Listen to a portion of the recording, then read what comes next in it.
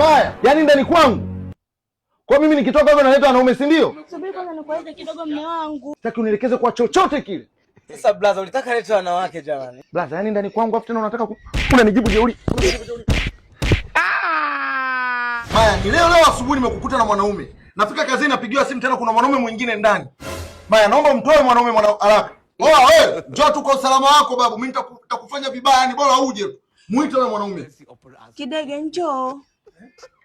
Mama wewe. Umbo. Blaza, si wewe ndio nimekufumania asubuhi wewe?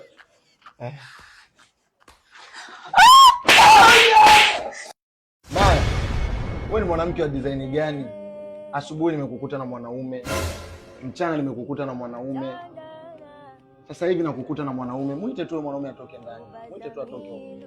Nimeona nimewafumania ndani, sasa hivi nimekuja chooni. Muite tu.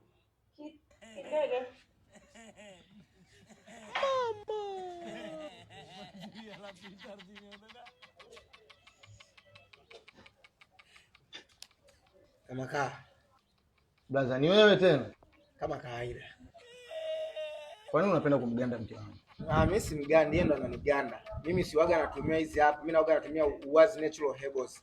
Na waga natumiaga hii hapa fly ya ndoa, inatibu kualioathirika na kujichua, pia inaongeza nguvu za kiume. Na waga natumia na hii hapa Uwazi Kibogo Kibamia, inakuza na kunenepesha maumbile. Hizi dawa anazo Uwazi Natural Herbal anapatikana pale Kinondoni Manyanya.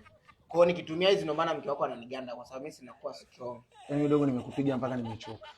Kwa sasa hivi nikupiga mimi. Dogo. Ai! Sasa dogo, wewe kila sehemu nikikushika unaumia, hata mapenzi yenyewe unafanyaje?